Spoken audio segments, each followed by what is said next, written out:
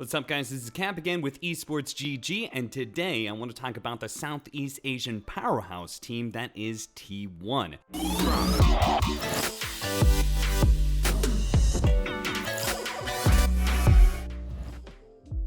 Just managed to place third at the Animajor as well as first at ESL one summer. Now, I want to specifically talk about how T1 and their very unique playstyle, how they specifically draft and teamfight to put pressure on their opponents to be able to try and end the game.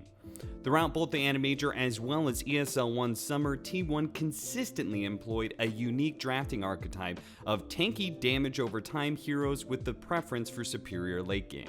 The core principles of T1 style are as follows: tanky cores, damage over time, vision and frontlining, big team fight, and outscaling their opponents. The most interesting one of these tenets is T1's preference for damage over time rather than burst damage. In a meta that has favored burst damage heroes such as Lion, Mars, Puck, TA, and Tiny, a natural reaction to this has been heroes with innate survivability and items that tank you up, such as Heart, Satanic, Scotty, and particularly Eon Disc. T1 seems to focus more on this reactionary style than pretty much any other team. This concept of damage over time versus burst damage is an interesting idea that's being employed here. Burst damage has the benefit of being able to kill a hero before they're able to respond with any spells. Couple this with strong initiation, burst damage effectively gives a team a numbers advantage at the very start of a fight.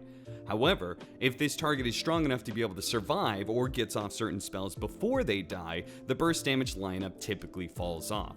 If this happens, the damage over time abilities and heroes will ultimately give you superior damage not only in that fight, but usually better late game as well. So, this concept of tanky heroes that can survive through burst damage and strong scaling damage over time is a potent duo that T1 employs heavily throughout their roster.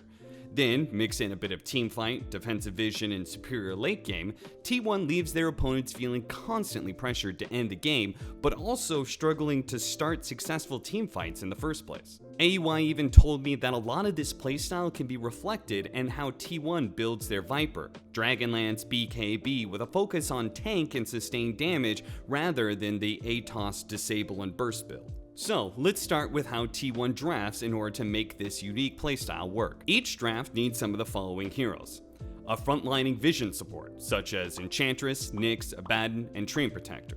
These are heroes that can play very forward on the map, in front of their cores to give vision and break incoming smoke ganks, typically curbing and redirecting enemy aggression onto themselves while ensuring that their cores are free to farm around the map. A team fighting support, Ancient Apparition, Wyvern, Warlock, and to some extent Lion. Part of having superior late game is not just about having the strongest carry, but also having supports that contribute in big ways to team fights. Tanky, damage over time cores from their 2 or 3 position: Leshrac, Viper, Venomancer, Doom, and Dragonite. These heroes are designed to be able to push out lanes while being tanky enough that they're not easily threatened by a small number of heroes. Each one of these heroes can also frontline in teamfights for various extents while outputting huge amounts of damage for any teamfight that lasts longer than 5 seconds. Finally, T1 usually ensures that they have superior late game, whether it's through scaling offlaners such as Doom and Magnus, or just late game carries like Spectre, Terrorblade, or Lifestealer. This is perhaps the most important but also simplest concept, as it ensures that T1's reactionary style feels comfortable drawing the game out. They don't have to be the one making the first move. Again, this is not purely to do with one single carry, but having multiple cores or even supports that can scale late into the game or make their carry stronger. For a lineup to be strong in specific areas, it often means that it's lacking in something else. For T1, this means their drafts normally are lacking in strong lanes in early game, and also sometimes lack big AoE teamfight initiation. As a result, T1 will often lose lanes or be behind in net worth at 15 minutes, but will usually grind out an advantage going later on into the game. T1 does this by constantly employing split pushing, defensive warding and positioning, and counter initiation.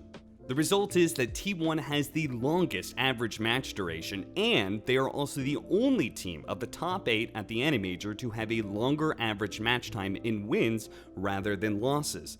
The 7 other teams have a much lower average match duration in winning games, sometimes by as much as 5 to 7 minutes. Interestingly enough, Virtus Pro is the team with the lowest average match duration, so this grand finals match for ESL 1 Summer was truly a clash of playstyles. If you like this video and want to be able to see more, be sure to do all that liking and subscribing stuff. Otherwise, that's it for me.